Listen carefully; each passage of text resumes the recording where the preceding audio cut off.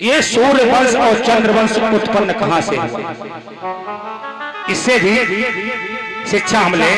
ये सूर्य वंश और चंद्र वंश उत्पन्न कहां से हुआ, आखिर क्यों, थोड़ी सी चर्चा सुनिएगा। नवम स्कंद की पावन कथा को श्रवण करते हुए दसम स्कंद की कथा में प्रवेश करते हैं। थोड़ी सी चर्चा राम जन्म की आप श्रवण करो और फिर कृष्ण जन्म की पावन कथा श्रवण करो। क्यों? क्योंकि त्रेता युग में राम जी आए थे और द्वापर में हमारे भगवान आए थे।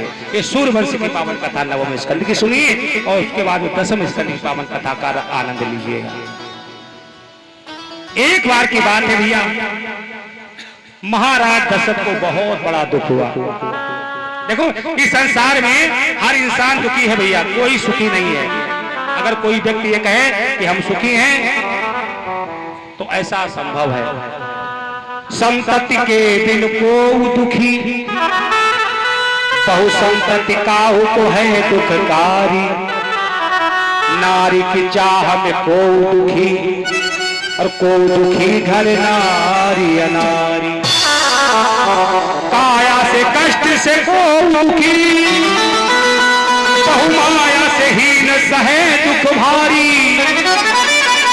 तो या जग में कौशल जी कहे, ऐसो न रहे वो नाही जो नाही दुखारी।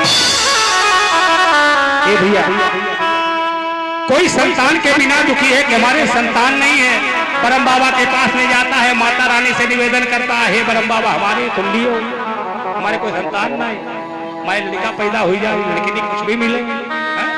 संतान के बिना दुखी है। अगर ज्यादा संतान हो जाए तो बहुत दुखी बेचारा। क्यों? क्योंकि बात पैसा ही नहीं इतना है, धन दौलत नहीं है जो बाल बच्चों को पहना उड़ा सके। तो भैया नारी की चाह में किसी के विवाह ही नहीं होता, और किसी का अगर विवाह हो जाता है वो भी बेचारा दुखी परेशानी नजर आता है। इस संसार में हर व्यक्ति दुखी है, कोई सुखी नहीं है।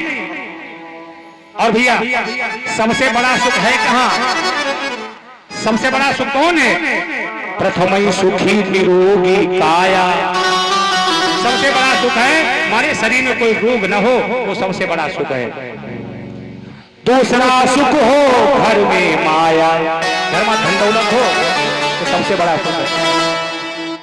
तीसरा सुख है आज्ञाकारी, शुद्ध आज्ञाकारी होना चाहिए, तीसरा सुख। और चौथा सुख है सुलक्षणा नारी।